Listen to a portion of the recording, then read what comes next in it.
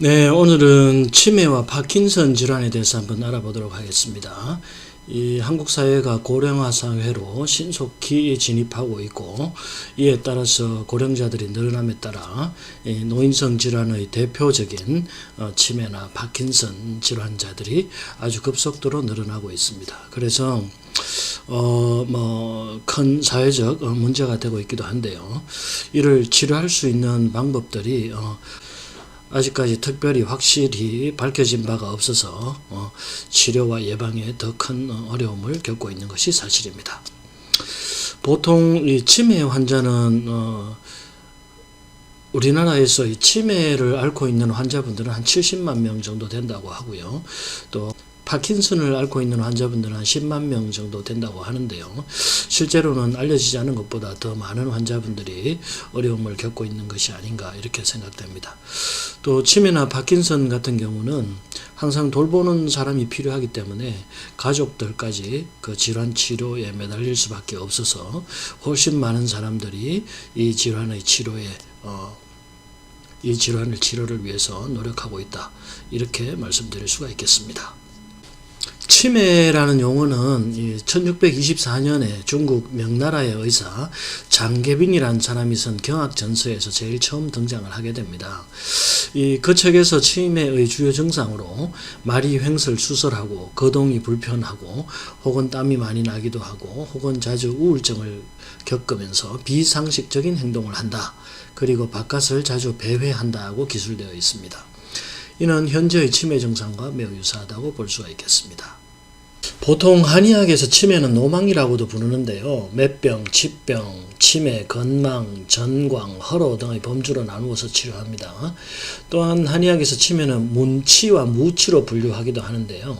이 문치는 우울한 상태에서 표정 없이 침묵으로 일관하는 상태를 말하고 미동도 하지 않고 계속 슬퍼하거나 울기만 하고 조용한 선비 같다고 해서 문치라고 합니다. 대신 이 무치는 고성을 지르고 옷을 벗은 채 날뛰는 등 광란 상태를 보이기도 하고 사람을 알아보지 못하고 또 가만히 있지 못하는 마치 성난 장군 같은 상태를 말합니다.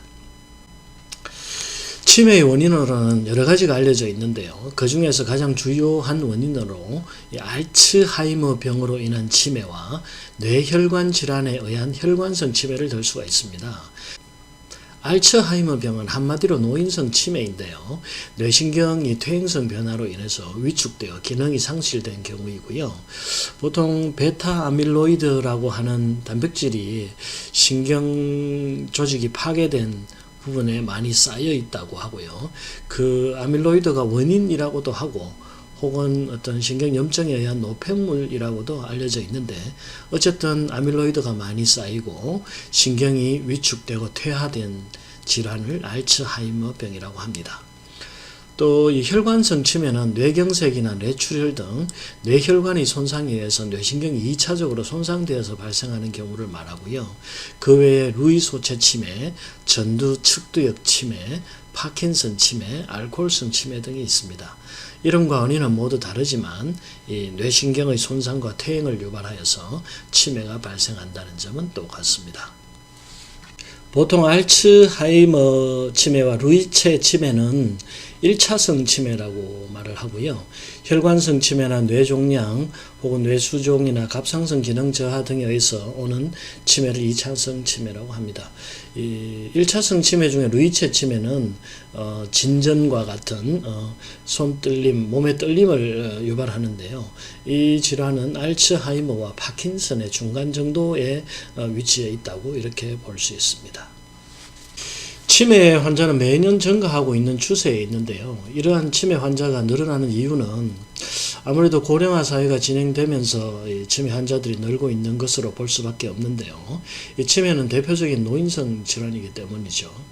또 국민 총 인구 중에 65% 이상의 비율을 기준으로 해가지고 그 비율이 14% 이상이면 고령사회라고 하고 20% 이상이면 초고령화 사회라고 합니다. 우리나라는 2014년을 기준으로 65세 이상 인구가 13%였는데요. 2030년에는 26% 정도에 육박할 것으로 예측하고 있습니다. 국민 4명 중 1명은 65세 이상이 되는 것인데요. 이렇게 고령 인구가 늘어나면서 뇌혈관 질환과 더불어서 뇌신경의 위축성 퇴화 질환인 치매나 파킨슨 질환이 늘어나고 있는 것으로 보여집니다. 치매의 증상은 주로 뇌 손상의 결과로 나타나는 것입니다. 그래서 뇌의 손상 부위가 어디냐에 따라서 다른 증상들이 나타날 수 있는데요. 이 전두엽이 손상되면 판단력이나 성격 이상이 오게 되고, 두정엽이 손상되면 시간, 공간, 계산 능력이 떨어지게 됩니다. 또 측두엽이 손상되면 기억이나 언어 능력이 떨어지게 되고요. 또 후두엽이 손상되면 시각 능력에 이상이 오게 됩니다. 치매가 진행됨에 따라서 증상의 변화를 보이게 되는데요. 이 치매의 단계를 살펴보면 크게 7단계로 나눌 수가 있습니다. 첫 번째는 정상 단계고요. 두 번째는 주관적 기억 장애라고 해서 건망증을 자주 보이게 됩니다. 이 건망증은 뭔가를 깜빡깜빡 잊어버리긴 잊어버리는데 금방 또 그 기억을 회복할 수 있는 상태. 그러니까 조금 약간의 어떤 힌트가 주어지면 그 기억을 다시 회복할 수 있는 상태는 건망증이라고 합니다. 세 번째는 경도 인지 장애가 되는데요. 이것은 객관적 기억 장애라고도 합니다. 기억 상실을 나뿐만 아니라 주변 사람들도 인지할 수 있게 되고요. 또 잃어버린 기억을 어떤 힌트를 주더라도 다시 회복할 수 없는 그런 상태가 되겠습니다. 네 번째는 초기 치매라고 하는데요. 초기 치매는 인도어 라이프, 그러니까 실내 생활의 지장을 초래하는 경우를 말합니다. 자신의 육체를 돌보는 데 필요한 기본적인 일상생활 능력이 떨어지는 겁니다. 밥을 먹는다든지 씻는다든지 대소변을 본다든지 하는데 장애가 생기면 초기 치매라고 합니다. 다섯 번째는 중기 치매인데요. 중기 치매는 외부 활동에까지 문제가 발생하는 경우를 말합니다. 사회생활을 유지하기 위해서 도구를 이용하는 복합적인 생활을 독립적으로 수행하는 능력이 떨어지는 것을 말하는데요. 특히 남자분들 같은 경우에는 운전을 할 수 없게 되고요. 또 여자분들 같은 경우에는 계산 능력이 떨어지는 경우가 많다고 합니다.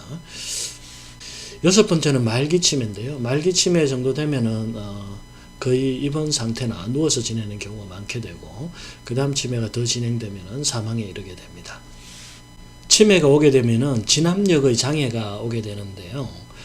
제일 먼저 시간에 대한 장애가 옵니다. 그래서 경도 인지 장애, 시간을 까먹는 경우가 많고, 두 번째는 초기 치매가 오면은 공간적인 감각들을 잃어버려서 길을 잘 못 찾는다든지 길을 잃어버린다든지 하는 경우가 생기고, 중기 치매가 되면 주로 사람을 못 알아보게 되는데 친구부터 시작해서 가족, 그 다음 마지막으로 배우자를 알아보지 못하게 됩니다. 또 이 치매 환자는 세포가 감소하는 질환입니다. 뇌신경 세포가 감소하고 운동신경 세포가 감소하기 때문에 세포가 정식되는 암과는 반대 현상이죠. 그래서 치매 환자는 암성 질환은 잘 오지 않는 것으로 그렇게 알려져 있습니다. 보통 병원을 찾아오는 치매 환자분들의 경우에는 경도 인지 장애가 시작될 때쯤 이제 병원을 한번 가야 되겠다 하는 생각을 하게 되고요. 그런 시기를 놓치는 경우가 더 많죠. 오히려 이제 경도 인지 장애를 지나서 초기 치매 정도로 진행이 되어야 일상생활에 불편함을 느끼고, 그때야 내가 뭔가 잘못되었다, 혹은 가족들이 뭔가 문제가 있는 것 같다는 것을 인지하고 병원을 찾아오게 되는데요. 근데 보통 이때는 이미 뇌손상이 많이 진행된 상태이기 때문에 실제로 치료 자체는 쉽지 않습니다. 그래서 치매나 파킨슨 질환을 치료할 때는 항상 어떤 질환이 시작되기 전에 징조가 보일 때부터 약물 치료든 운동 치료든 뭔가를 할 수 있는 그런 초기 시작이 아주 중요하다고 말씀드릴 수가 있겠습니다. 보통 치매 치료를 위해서 가장 많이 사용되는 약물이 돈네페질이라고요. 아세틸콜린 함량을 늘리는 그런 약물인데, 실제로 이 약을 사용하면 1년 정도는 고철 효과가 난다고 합니다. 그런데 보통 2년이 지나고 3년 정도가 지나면 거의 효과가 없기 때문에 한방 치료라든지 운동 치료라든지 또 다른 치료법을 살펴볼 필요가 있습니다. 또 이 도내 폐질은 초기에는 효과가 있지만 3년 이상 넘어가면은 부작용만 있고 효과가 없어지죠. 대개 아세틸콜린의 함량이 높아지면 구토나 식욕부진, 근육 흥분, 복통 등의 증상들이 잘 나타날 수가 있고, 또 심장이 느리게 뛰는 서맥 현상도 나타날 수 있기 때문에 주의를 요합니다. 이 치매를 치료하기 위해서 일반적으로 알츠하이머 치매를 말하는데요. 알츠하이머병을 치료하기 위해서 세계의 많은 제약회사들이 수십조의 돈을 들여서 연구를 많이 진행을 했는데요. 현재로서는 거의 다 실패한 것으로 알려져 있습니다. 그 약물 개발의 목표가 대뇌에 쌓이는 어떤 아밀로이드 베타 단백질을 제거하는 쪽으로 목표를 설정했기 때문에 이 베타 아밀로이드를 제거해서 혹은 제거한다고 해서 병이 치료되지 않는다는 것이 이미 알려져 있습니다. 그래서 대개 신약 개발에 실패들을 하고 있고요.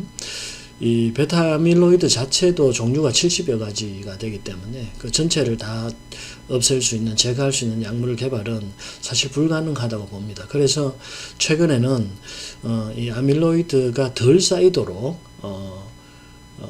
대뇌의 어떤 뇌척수액의 혈액순환을 도와준다든지, 혹은 아쿠아포린4 같은 어떤 뇌척수액의 분비를 조절하는 물질들을 활성화시켜 줄 수 있는 그런 약물을 찾는다든지 하는 노력들이 되고 있고요. 또 더 나아가서는 뇌척수액의 순환을 도와주는 그러한 어떤 방법들을 찾는 연구가 지금 지속이 되고 있습니다. 이 한약 제제의 경우 천연물의 경우에는 혈액순환과 뇌척수액의 어떤 청정도를 유지하는 데 많은 효과가 있다는 것이 알려져 있고, 또 양약처럼 특정 타겟을 목표로 치료를 하지 않기 때문에 부작용이 아주 적은 것으로 알려져 있습니다. 그래서 천연물을 이용해서 치매를 치료하는 것이 앞으로의 트렌드가 되지 않겠나 이렇게 생각합니다. 파킨슨 병의 경우도 치매와 질병의 어떤 양상은 거의 비슷합니다. 도파민 세포가 파괴돼서 인체의 운동 영역을 저하시키는 것이 전형적인 파킨슨 병이고요. 또 2차적으로 혈관성이나 약물성, 뇌수종이나 뇌염에 의해서 나타나는 파킨슨이 있는데, 이런 경우에는 1차 질환을 먼저 치료하는 것이 중요하겠고요.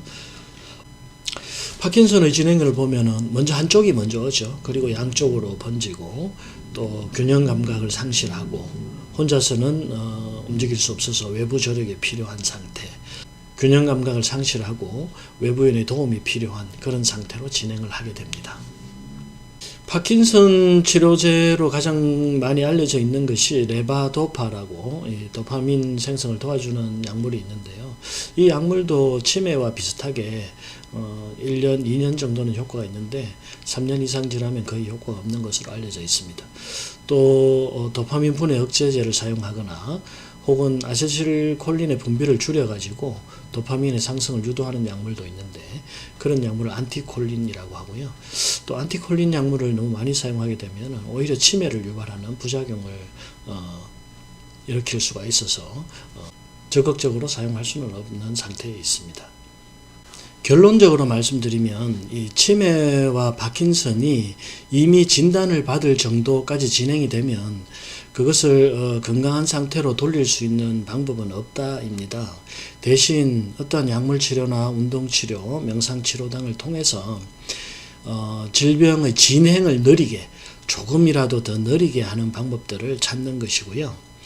또 그래서 치매와 파킨슨 질환의 치료는 질병이 시작되기 전에 혹은 전 단계, 초기 단계에 적극적으로 치료에 임해 주실 필요가 있습니다.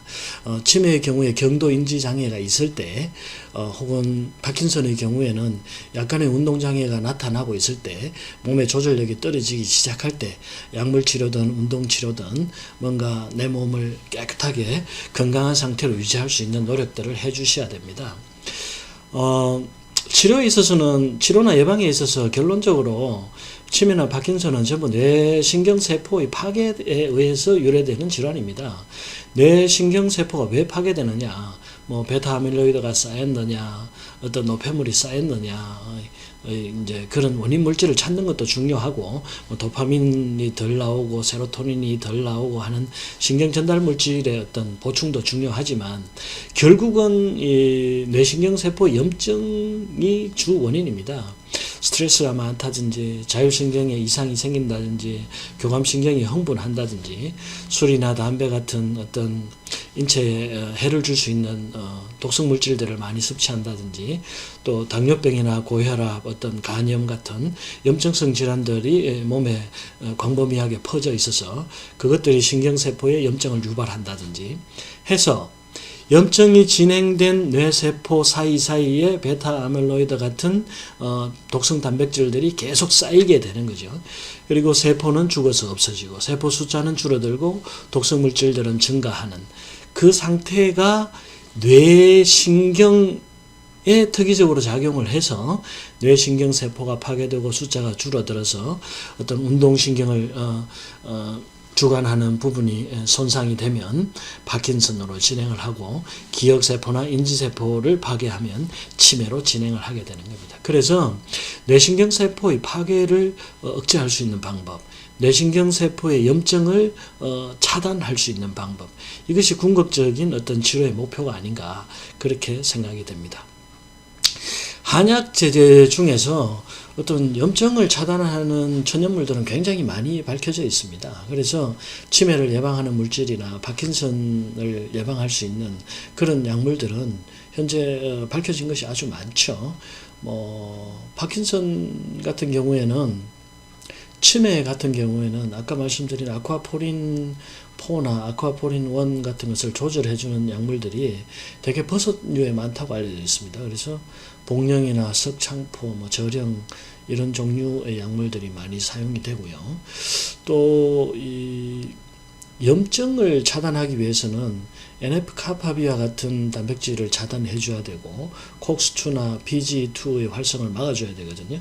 그래서 이 NF-카파비를 억제하는 약물로는 황금, 현계, 하고초, 금은화, 삼백초, 청피 같은 약물들이 있고요. 또 염증 반응을 차단하는 이 백혈구를 자극하는 면역 자극 물질들로는 베타글루칸을 생성하는 복령이나 저령, 효모 같은 약물들이 있고, 작두콩이나 강남콩, 겨우살이, 오베자도 좋고요. 또 렉틴 같은 경우도 면역 자극 물질로 아주 많이 알려져 있죠. 하고초 같은 경우는 ODC의 활성을 억제해서 염증을 차단하는 작용이 있고요. 황금이나 청피, 삼백초, 목향 같은 것들의 NF-카파비를 억제하는 작용이 있다고 알려져 있습니다. 또 황금의 바이칼린이나 우고닌, 청피의 헤스페리딘 같은 약물들은 콕스2를 억제해서 염증을 차단하게 되고요. 되게 매운맛을 가진 후추나 산초 같은 약물들이 콕스2나 PGE2를 차단해서 염증을 제거하는 데 쓰이기도 하고, 현우색이나 백굴채, 도인, 행인, 관루인 같은 약물들이 되게 PGE2나 콕스2를 억제하는 것으로 그렇게 알려져 있습니다. 이 치매나 파킨슨 질환을 예방하기 위해서 약물을 사용하는 것이 가장 중요합니다. 그런데 어쨌든 이 신경의 퇴행성 질환이기 때문에 약물 이외에 생활 수칙을 건강하게 유지하는 것도 굉장히 중요한 건데요. 신경을 살리는 가장 좋은 방법은 공부하고 운동하는 것입니다. 그러니까 공부는 또 다른 스트레스의 어떤 원인이 될 수도 있기 때문에 공부를 하기는 쉽지는 않지만, 공부가 이 취미에 맞으신 분들은 끊임없이 책을 읽고 생각하고 사색하는 그런 생활을 해주시면 좋겠고요. 특히 운동은 신경을 강화시키고 신경 퇴화를 억제하는 가장 좋은 방법입니다. 모든 연구가 운동은 치매와 파킨슨을 예방해 줄 수 있다고 알려주고 있기 때문에 젊을 때부터 경도인지 장애가 나타나기 이전부터 혹은 그 이후까지 끊임없이 운동을 열심히 해주실 것을 권합니다. 특히 탁구나 배드민턴, 테니스, 골프, 수영처럼 집중하지 않으면 할 수 없는 운동들, 그러니까 걷기나 달리기 같은 경우는 혈액순환이나 균형감각을 잡아주는 데는 도움이 되지만 신경을 집중하는 데는 조금 부족합니다. 그래서 동체 시력을 활용할 수 있는 그런 운동, 공을 보지 않으면 운동을 할 수가 없고, 또 어제의 기술보다 오늘의 기술을 더 향상시킬 수 있도록 끊임없이 노력할 수 있는, 연구할 수 있는 그런 운동이 도움이 되겠습니다. 치매와 파킨슨 질환은 누구에게나 올 수 있습니다. 특히 스트레스가 많은 사람들은, 특히 스트레스가 많은 분들은 이 질환에 취약해집니다. 왜냐하면 자율신경의 조절이 잘못되어서 교감신경이 과흥분하게 되면, 교감신경의 과흥분은 염증 반응을 촉진시키거든요. 뇌신경의 과흥분으로 인해서 뇌신경의 염증 반응과 뇌신경의 노폐물 축적이 증가하는 데다가 염증 반응이 계속적으로 촉진되다 보면은 뇌신경의 위축이나 손상, 파괴가 급격히 진행될 수밖에 없습니다. 그래서 교감신경이 너무 흥분하지 않도록 스트레스 해소에 만전을 기해 주시고, 또 위장이나 복강 또는 방광, 자궁 등의 기관의 건강을 유지하는 것은 부교감신경을 강화시켜주는 효과가 있기 때문에 복강 내 장기들의 건강 상태도 항상 돌봐줄 필요가 있고요. 그 다음에 혈액순환도 중요합니다. 혈액이 잘 돌지 않는 곳은 산소 공급이 되지 않고 저산소 환경에서는 항상 염증 반응이 증가하기 때문에 아까 앞에서 말씀드린 운동을 끊임없이 꾸준히 매일매일 해주시면 치매와 파킨슨을 예방하는 왕도가 되지 않을까, 그렇게 생각합니다. 치매를 예방하는 데는 아세틸콜린의 공급이 아주 중요한데요. 이 아세틸콜린의 공급을 늘려주는 음식들을 살펴보면은 대개 소고기나 돼지고기, 닭고기 같은 육류에 아세틸콜린의 전구물질이 많이 들어있고요. 또 계란이나 등푸른 생선, 연어, 또 아몬드, 헤이즐넛 같은 견과류, 토마토나 익힌 브로콜리, 익힌 양배추, 또 보리, 깻잎, 마늘 등에 많이 들어있다고 합니다. 이러한 식품들을 많이 드셔주시면 아세틸콜린의 생성에 도움이 되고 뇌신경의 활성화와 기억력 정진에 도움이 될 것으로 보여집니다. 파킨슨 같은 경우에는 이 도파민을 생성하는 것이 아주 중요한데요. 도파민을 생성시키기 위해서는 소고기나 치즈, 연어 같은 음식이 필요하고요. 또 도파민 생성을 유도하는 식품 중에 잡곡이나 견과류, 우유도 큰 효과가 있는 것으로 알려져 있습니다. 근데 이 도파민 생성을 위해서는 음식을 먹는 것도 중요하지만 사실 조금 몸을 흥분시키는 것도 중요하거든요. 뭔가 흥미로운 일, 흥분되는 일을 하면 도파민이 생성이 되기 때문에 운동이라든지 여행이라든지 뭔가 평소에 하지 않았지만 하고 싶었던 일들, 그런 일들을 하면 도파민 생성에 도움이 될 수가 있습니다. 우리가 치매 중에 잊지 말아야 할 것이 알코올성 치매인데요. 사회가 점점 복잡해지고 스트레스가 많아지니까 음주를 하시는 분들이 계속적으로 늘어나고 음주량도 늘어나고 그런 것 같습니다. 근데 알코올은 섭취 후에 간에서 분해되면서 아세트알데히드라는 독성물질이 나오기 때문에 이 아세트알데히드는 뇌의 BBB, 그러니까 뇌의 장막을 직접 통과해서 뇌세포를 직접적으로 파괴할 수가 있습니다. 그래서 한 번이라도 술을 드시고 블랙아웃, 그러니까 필름이 끊겼다든지 또 전날 기억이 잘 나지 않는다든지 하는 경험이 있으신 분들은 일단 치매 예방을 위해서는 음주를 자제하시거나 끊어주시는 것이 좋겠다, 이렇게 말씀드릴 수 있습니다.